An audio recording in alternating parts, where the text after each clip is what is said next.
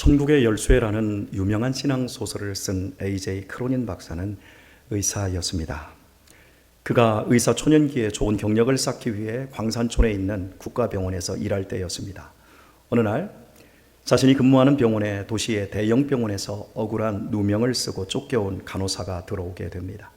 그녀는 전 병원보다 월급마저 훨씬 적었지만 전혀 불평치 않고 오히려 생글생글 웃으면서 일을 했습니다.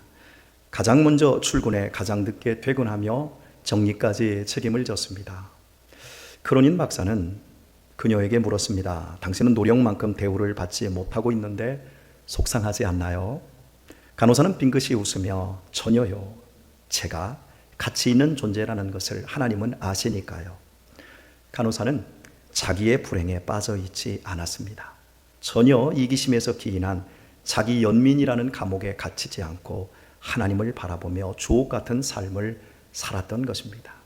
대부분의 많은 사람들이 자신의 상황, 환경, 과거로부터 이어지는 불행이라고 하는 것, 그것을 스스로 감옥을 만들고 그 안에 갇혀 있습니다. 그래서 현실에서 행복과 기쁨과 즐거운 나날들을 살지 못하는 경우가 많습니다. 간호사 역시 이런 삶을 살아야 그것이 정상일진데, 간호사는 자기 연민이라는 감옥에 갇히지 않고 하나님을 바라볼 수 있었던 것입니다. 이 같은 간호사의 답변은 신앙적으로 전혀 헌신되어 있지 않던 크로닌 박사의 마음에 화살처럼 꽂히게 됩니다. 자신에게 신앙은 단지 선한 가치에 불과했지만 간호사에게는 풍성한 생명, 삶 그 자체였던 겁니다. 크로닌은 그날 크게 회심하고 욕망을 위해 달려가던 자신의 삶을 멈추고 그리스도에게로 방향을 선회하게 되었습니다. 잘 아시다시피 예수님께서는 마구간에서 태어나셨습니다. 더 정확히 말하면 가축우리였습니다. 여러분은 가축우리를 경험하셨습니까? 경험하신 분들은 아실 겁니다. 매우 불결하고 또 코를 찌르는 악취가 가득한 곳이 가축우리입니다. 가축우리의 특징은 한 공간에서 먹고 잠자고 똥과 오줌을 눕습니다. 그러니 얼마나 더러운 장소입니까? 그런데 왜 주님께서는 인간들의 번듯한 주택이 아닌 세상에서 가장 더러운 곳으로 오신 것일까요?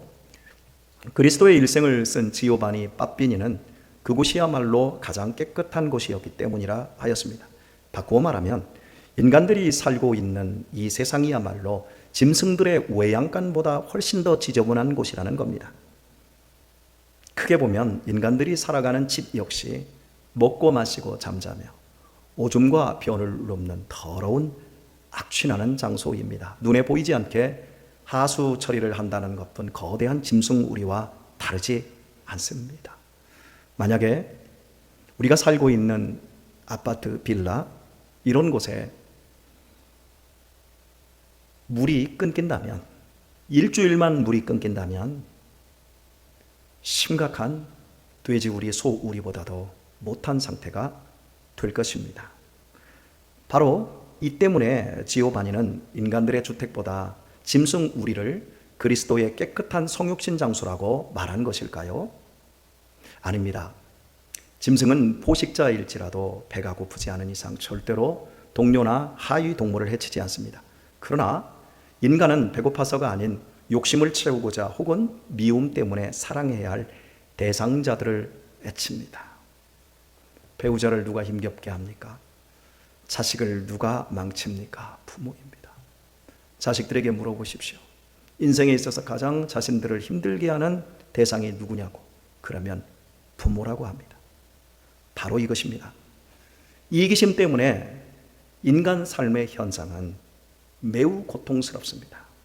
이것을 지오바니는 더럽게 본 것입니다. 그 결과 하나님의 아들은 마구간에 오실 수밖에 없었다는 것입니다.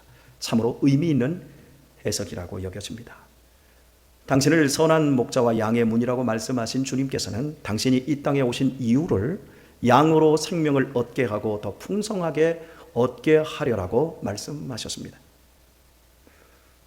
이 풍성한 생명은 목숨이 아닌 영혼에 임하는 당신의 영원한 생명입니다.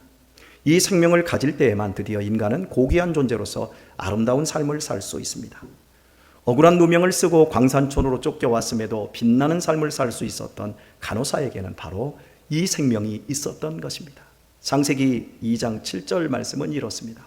여호와 하나님이 흙으로 사람을 창조하시고 생기를 그 콜에 불어 넣으시니 생명이 된지라. 창세기 2장 19절은 여호와 하나님께서 각종 들짐승들과 공중의 각종 새들 역시 흙으로 지으셨음을 전해주고 있습니다. 인간과 짐승 모두 흙으로 지음을 받았다라는 면에서는 동일합니다. 그러나 짐승과 달리 인간에게 한 가지를 더 주셨는데 바로 하나님의 생기였습니다. 하나님의 생기로 인해 흙으로 지음받은 인간은 생명이 되었습니다. 영적인 존재가 되었다는 뜻입니다. 더 쉬운 말로 몸을 가진 신이 되었다라는 의미입니다. 1000만 관객을 돌파하고 있는 파묘라고 하는 영화에는 한국의 귀신과 일본의 귀신을 설정하고 드라마틱한 내용들을 구성을 했습니다. 여러분, 귀신을 보았습니까? 귀신을 본 사람은 없습니다. 귀신을 느끼는 사람들만 있을 뿐이죠. 짐승들은 귀신을 생각하지 않습니다. 왜 사람만이 귀신을 느끼고 귀신에 대해 생각할 수 있습니까? 사람 자체가 신이기 때문입니다. 즉 영적인 존재라는 겁니다. 에덴 동산에서 하나님이 아담과 하와에게 생기를 주셨을 때, 영적인 존재였을 때 그들은 하나님 안에서 서로를 내 뼈 중에 뼈요 살 중에 살이라고 여기며 사랑하며 살았습니다. 열심히 사는 것에 목적을 두지 않았습니다. 오늘 우리의 삶을 보십시오. 얼마나 열심히 삽니까? 열심히 해서 내 가족을 지켜내고 열심히 해서 내 자녀들에게 좋고 행복한 삶을 주려고 얼마나 애를 씁니까? 숭고한 삶입니다.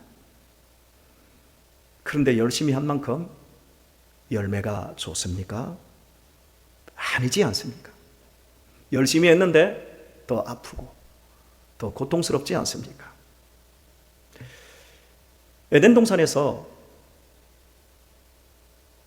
정상적인 영적인 존재로 아담과 하와가 사는 삶의 방식은 열심히 사는 것에 있지 않고 열심히 사랑하는 것에 존재 이유가 있었습니다. 그리고 그 삶은 풍성함 자체였습니다. 그러나 죄로 말미암아 인간은 이 생기를 상실하게 되었습니다. 즉 영적인 면을 상실하고 말았습니다. 그 결과 짐승에 비해 훨씬 지능이 뛰어난 인간은 자기 욕망을 채우기 위해 그 어떤 짐승보다 이기적인 존재가 되었고 열심히 살면 살수록 자신의 인생을 스스로 갉아먹고 타인들을 해치는 흉기가 되고 말았습니다. 그렇다면 주님께서 주시고자 하는 생명은 답이 나와 있습니다. 바로 죄로 잃어버린 하나님의 생기인 것입니다. 그러므로 영적인 생명을 회복한 사람의 특징은 에덴 동산에서 아담과 하와가 하나님을 섬기며 서로를 내 뼈와 내 살로 사랑하는 것처럼 이기심을 넘어 서로를 사랑하고 헌신하는 이타적인 삶으로 나타나는 것입니다. 교회를 다니는 것도 중요합니다. 헌금을 드리는 것도 중요합니다. 교회에서 봉사에 참여하는 것도 중요합니다. 그러나 이것이 영적인 생명을 회복한 증거이지는 않습니다. 얼마든지 쪽정이가 있을 수 있고 얼마든지 염소가 있을 수 있기 때문입니다. 영적인 생명을 회복한 사람의 특징은 오직 자신의 이기심을 넘어 타인을 사랑하고 헌신하는 이타적인 삶으로 증명되는 것입니다. 열심히 돈 벌어서 내 가족만 잘 먹고 잘 살다가 죽는 가족 이기주의를 넘어서는 현장, 그곳이 어디라고 생각하십니까, 여러분? 그것은 교회입니다. 그래서 예수님께서 죽음과 부활 위에 교회를 세우시고 당신의 몸이라고 선언하신 것입니다. 교회는 예수님이 세우셨습니다. 교회는 예수님의 죽음과 부활에 성령 강림의 최고의 가치이자 목적지였습니다. 교회는 서로 경쟁하지 않습니다. 뼈와 살은 한 몸 안에 있기 때문입니다. 즉 우리는 머리 대신 주님 안에서 서로를 내 뼈와 내 살로 만나는 것입니다. 그러므로 교회를 주님의 몸으로 아끼고 사랑하는 사람들은 이미 얻은 생명 안에서 더욱 풍성한 생명을 누릴 수밖에 없습니다. 여러분들이 확인이 되지 않습니까? 우리 모두는 생명을 얻었지만 풍성한 생명을 누리는 사람들의 특징을 보십시오. 자기를 희생하고 교회를 위해서, 타인들을 섬기기 위해서 거름이 되는 사람들 아닙니까? 그들이 억지로 하지 않고 기쁨으로 자원하면서 그것을 하지 않습니까? 그것이 바로 풍성한 생명을 누리는 것입니다. 풍성한 생명은 이기적이지 않습니다. 개인의 영성과 종교성만을 만족시키는 것은 풍성한 생명이 아닙니다. 주님의 생명이 내 안에 있다고 고백하지만 내 삶 중심의 교회가 들어오지 않고 여전히 내 가족만의 이기심을 위해 살고 있다면 주님께서 경고하신 대로 도적이 오는 것은 도적질하고 죽이고 멸망시키려 한다고 하신 그 상태에 빠져 있는 것입니다. 우리의 영혼을 파멸로 이끄는 가르침은 그 특징이 이기심의 바탕을 두고 있기에 매우 현명해 보이고 매우 합리적이고 매우 영리하고 뛰어납니다. 그래서 한번 들으면 사람들이 혹하게 마음이 따라갑니다. 그러나 제 아무리 좋은 목자 같지만 짐승 같은 이기적인 본능을 부추기고 욕망을 자극하고 있다면 그는 도적에 불과합니다. 유튜브에서 참으로 귀한 강연을 하는 황시성을 가지신 신부님이 계십니다. 귀에 쏙쏙 들어오는 명강론을 펼칩니다. 많은 부분 공감이 됩니다. 우리 교회 성도님들도 그분의 강의를 들으면서 저한테 이 부분 어때요? 하면서 묻기도 하시고, 목사님도 한번 들어보세요 라고 하시는 분도 계시고, 목사님도 저 이거 듣는데 이거 들어도 괜찮습니까? 또 묻는 분도 계세요. 예, 아주 좋은 강의입니다. 들으십시오. 그러나 그분의 강론 속에는 주님의 말씀과 정반대되는 주장을 펼치는 부분이 있습니다. 하나를 짚는다면 이것입니다. 돈 있을 때 다 쓰고 가라. 맛있는 건 많이 먹고 좋은 곳에 여행 많이 가라. 여행은 가슴 떨릴 때 가야지 다리 떨릴 때 가면 안 된다. 자식들이 돈 갖다 주기를 바라고 조금 갖다 줬다고 성질 내지 말고 집 놔뒀다가 뭐하냐. 은행에다가 저당 잡혀서 죽을 때까지 돈 꺼내다가 펑펑 쓰면서 신나게 살다 가라. 참으로 맞는 말입니다. 옳은 말입니다. 자식들한테 10만 원, 20만 원 받으려고 하지 마시고 은행에 집 저당 잡혀서 억은 넘잖아요. 그러니까 그거 펑펑 재밌게 쓰다 가라는 거예요. 그러나 말입니다. 우리 주님께서는 그런 삶을 살라고 십자가에서 죽으시지 않았다라는 겁니다. 바울, 베드로, 요한, 야고보, 실라, 디모데, 디도, 브리스길라, 아굴라, 여러분이 한 번만 들어도 알 수 있는 믿음의 사람들은 어떤 누구도 자기 개인의 욕망과 쾌락을 충족시키기 위해 살지 않았고요. 기독교 역사 2000년 동안 주님의 생명으로 충만했던 누구도 이렇게 살지 않았습니다. 그리스도의 남은 고난을 자신의 삶에 채우며 하늘의 미랄이 되고 거름이 되는 희생적이고 이타적인 삶을 살다가 갔습니다. 주님은 당신의 구원받은 자녀들에게 합리적이고 이성적인 삶을 살라고 새 생명 주신 것이 아닙니다. 본능을 부추기고 욕망을 부추기는 것이야말로 짐승보다 못한 인간이 되라는 것과 다름이 없습니다. 주님이 주시는 풍성한 생명은 이기적인 삶으로부터 우리를 일으켜 세우는 생명입니다. 주님의 풍성한 생명은 욕망으로부터 우리를 격리시키는 능력입니다. 주님의 생명은 우리를 인간다운 인간으로 풍성한 생명의 삶으로 변화시키는 능력입니다. 풍성한 생명이 뜻하는 것은 기분 좋은 내 감정 아닙니다. 내 자신의 이기적인 기쁨이 폭발하는 것이 아닙니다. 이 풍성한 생명은 결국 나를 넘어버립니다. 나의 무능력과 나의 불행과 나의 능력까지 넘어버립니다. 나의 단점뿐만 아니라 장점을 넘어버리는 생명입니다. 내가 이룰 만한 생명이 아니라 내 속에 아예 없는데 이룰 수 있는 근거도 없고 오히려 접신물에 코 박고 죽어야 되는데 오히려 다른 사람들을 살려내는 대로 나아가는 정말 풍성한 생명입니다. 풍성한 생명은 나의 약함 속에서만 드러납니다. 영상 하나 보고 설교를 이어가도록 하겠습니다. 자유진영에서 가장 존경받는 대통령이 지독한 우울증 환자였습니다. 아셨습니까? 그의 내면 세계는 외양간보다 못했습니다. 그의 삶은 실패를 이어가는 광야 같은 삶이었습니다. 아버지 토마스 링컨은 가난한 농부였고 어머니 낸시 행크스는 미혼모의 딸이었습니다. 그리고 두 분 모두 다 자기 이름도 쓰지 못하는 문맹인이었습니다. 링컨을 연구한 전문가들은 링컨이 공식적으로 27번의 큰 실패를 경험했다고 합니다. 대충 정리해서 소개를 해보면요. 15세에 집을 잃고 길거리로 쫓겨났습니다. 23세에 사업에 실패했고 24세에 주의회 선거에서 낙선했고 25세에 사업 파산, 이 빚을 갚기 위해 17년간 고생합니다. 26세에 약혼자가 갑작스럽게 사망하고 28세에 신경쇠약으로 입원했습니다. 30세에 주의회 의장직 선거에서 패배하고 32세 정부통령 선거위원 출마 패배했고요. 35세에 하원의원 선거 낙선했고요. 36세에 하원의원 공천 탈락했고요. 40세에 하원의원 재선거에서 낙선했고요. 47세 상원의원 선거에서 낙선했고요. 48세 대통령 후보 지명전 100표 차로 낙선했고요. 50세에 상원의원 출마 낙선했고요. 이 정도 되면 그의 심각한 우울증과 더불어 27번 이상 자살하였어야 합니다. 그게 합리적인 겁니다. 링컨이 실패를 거듭하자 그의 친구들이 그가 자살할까 봐서 모든 칼과 흉기가 될 만한 것과 총들을 그의 주변에서 다 치워버렸다고 합니다. 그러나 링컨은 절망의 감옥에 갇혀 있지 않고 28번 도전 끝에 52세 되던 해에 미국의 제16대 대통령에 당선되고 연이어 재선되며 짐승 취급을 받던 흑인 노예 해방을 이뤄내며 오늘날 세계 제1의 위대한 미국을 만들어냈습니다. 도대체 지독한 우울증 환자의 27번의 공식적인 실패에도 링컨이 어떻게 이렇게 위대한 삶을 읽을 수 있었을까요? 영상 하나를 더 보고 그 이유를 살펴보겠습니다.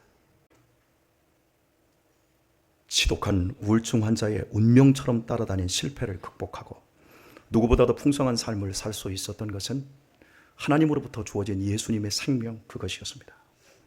그는 생명을 얻되 더욱 풍성히 얻었던 것입니다.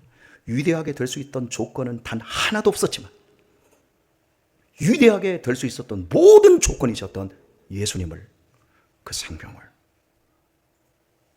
링컨은 받아들인 겁니다. 그 결과 자기의 정신적인 영역의 불가능, 인간적인 한계를 모두 넘어버렸습니다. 예수님의 생명은 상식이 아닙니다. 좋은 가치 정도가 아닙니다. 예수님의 생명은 믿는 자에게 하나님의 완전한 능력입니다. 이 완전한 생명을 링컨은 경험한 것인데 중요한 건 그렇다면 누가 링컨에게 이 풍성한 생명을 전해준 것입니까? 놀랍게도 이 풍성한 생명은 위대한 스펄전 같은 목사님이나 헬렌 켈러를 변화시킨 설리반 같은 큰 스승이 전해준 것이 아니었다는 겁니다.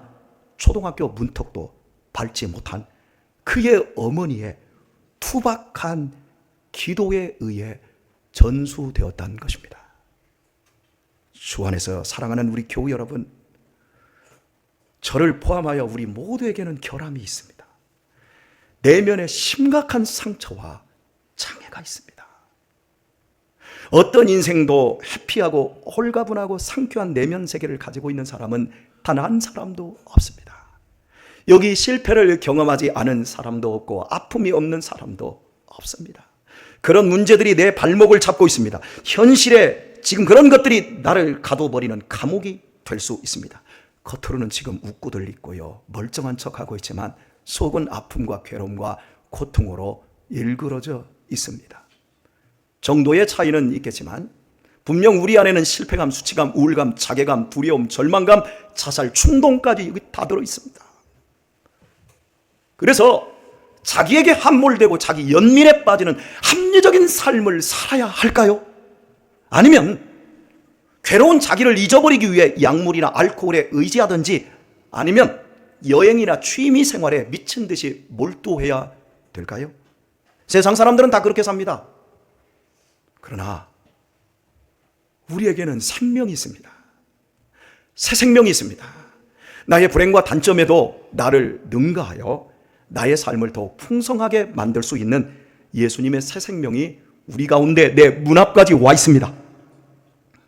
그러므로 이 시간 저는 여러분과 저 자신을 향해 선한 목자이신 예수님의 말씀을 힘있게 전하고 싶습니다.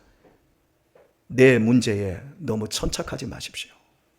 나를 내 고통의 감옥에 가두어 두지 마십시오. 우울증과 불안에 나를 묶지 마십시오. 절망에 나를 빠뜨리지 마십시오. 그것을 부인하라는 얘기가 아닙니다.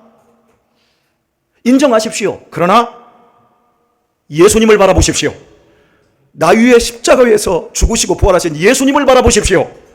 주님의 몸된 이 자리로 불러내신 예수님을 믿으십시오. 정말 예수님께 기도하십시오. 예수님 안에는 아직 여러분이 갖지 못한 풍성한 것이 있습니다. 여러분이 경험하지 못한 풍성한 생명이 있습니다. 여러분이 얻으셨습니까? 아닙니다. 전부가 아닙니다. 아직 얻을 것이 많이 있습니다. 예수님을 믿는다는 것은 선한 가치를 이해했거나 믿는다고 동의하는 것이 아닙니다. 예수님은 생명입니다. 예수님의 생명은 삶의 힘이 되고 나의 삶과 가정과 미래를 바꾸는 실제적인 힘입니다. 나는 안 된다고 끝났다고 항복하지 마십시오. 예수님의 생명을 제한하지 마십시오. 아직 받을 풍성한 은혜가 많이 있습니다. 나를 죽음처럼 누르고 있는 사탄의 권세를 짓밟고 최종적인 승리자가 될 것을 믿으십시오. 주님이 생명을 얻게 하되 더 풍성히 얻게 하시려고 오늘 말씀의 뒤편에서 여러분을 기다리고 계십니다. 여러분이 아무리 힘들어도 링컨만큼은 힘들지 않습니다. 여러분이 실패해서도 링컨만큼 실패하지 않습니다. 물론 남이 암으로 죽어가는 것보다 내 감기가 더 힘든 것은 사실입니다. 그러나 솔직히 말해서 링컨보다 어렵고 링컨보다 실패한 사람은 없습니다. 아니, 괜찮습니다. 링컨보다 더 힘들고 더 실패했어도 괜찮습니다. 예수님은 여러분에게 풍성한 생명을 분명히 주실 수 있기 때문입니다. 왜냐하면 그분은 죽음을 이기고 부활하신 생명을 우리에게 주시기 때문입니다. 오늘의 말씀을 맺겠습니다. 어린아이의 생명력은 엄마에게서 옵니다. 그래서 품에 안긴 어린아이는 엄마에게 완전히 푹 빠져 있습니다. 어린아이는 자기가 없습니다. 0세에서 3세 전까지, 0세에서 한 1세 전까지 구강기 때 아이는 자기가 없습니다. 엄마와 자기를 동일시합니다. 오직 엄마에게 집중하며 엄마가 어린아이의 모든 것입니다. 자기에게 빠져 있지 않습니다. 그러나 조금만 크면 엄마와 멀어지고 결국 자기밖에 없는 존재가 됩니다. 자기에게 푹 빠져 있습니다. 여기 우리 교인들 가운데 자기 애성 성격장애를 앓는 사람들이 많습니다. 자기밖에 없습니다. 강박성 성격장애를 앓는 사람들이 여기 굉장히 많습니다.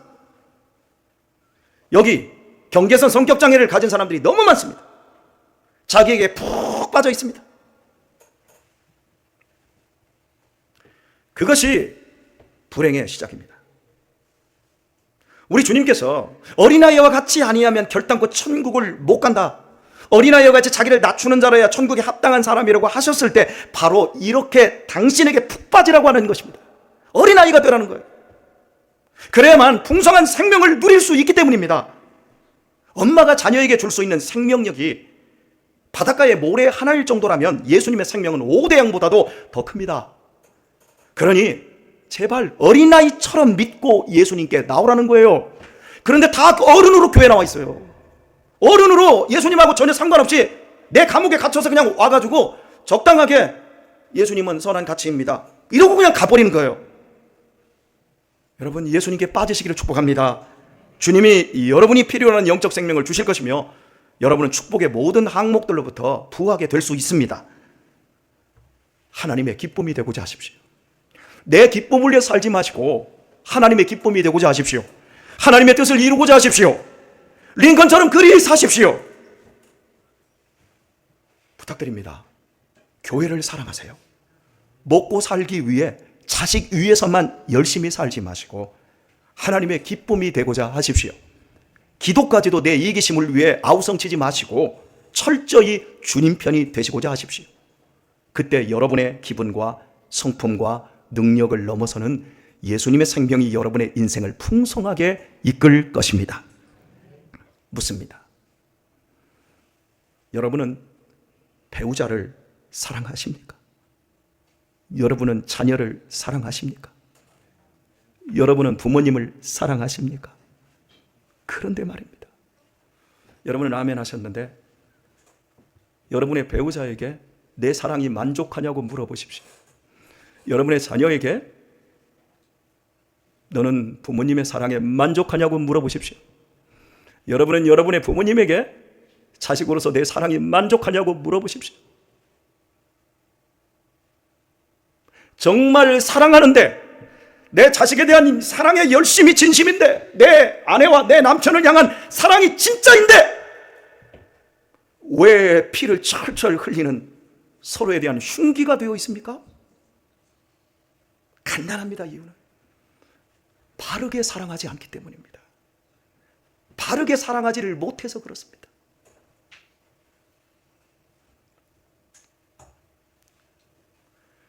다시 한번 부탁드립니다. 교회를 사랑하십시오. 교회를 그냥 다니지 마시고 교회를 죽기까지 사랑해 보십시오. 여러분의 기쁨과 성품과 능력을 넘어서는 예수님의 생명이 여러분의 인생을 여러분도 모르게 이끌 것입니다. 그때 배우자를 바르게 사랑하게 될 것이고, 자녀를 바르게 사랑하게 될 것이고, 부모를 바르게 사랑하게 될 것이며, 더 나아가 너 진보야 보수냐 아수라장같이 싸우고 있는 이 대한민국 현실 속에서 그걸 넘어서 진정으로 이웃을 사랑하게 될 것이고, 바르게 나라를 사랑하게 될 것이고, 온 열방을 바르게 사랑하는 풍성한 인생이 열매 맺게 될 것입니다. 왜냐하면 예수님은 풍성한 생명을 분명히 주실 수 있기 때문입니다. 저는 결혼을 하면서 하나님께 이렇게 구했습니다. 하나님, 저는 아버지를 경험을 못했잖아요. 저는 남편이 아내를 어떻게 보다듬는지를 어린 시절에 못 봤잖아요. 새아버지가 돌아와서 두들겨 패고 싸우고 욕하는 그것밖에 경험을 못했는데, 제가 결혼하면 제 아내를 어떻게 사랑하지요? 자식을 주시면 제가 자녀를 어떻게 사랑하지요? 저는 이게 가장 큰 결손입니다. 하나님, 도와주세요. 저에게 지혜를 주세요. 저를 살려주세요.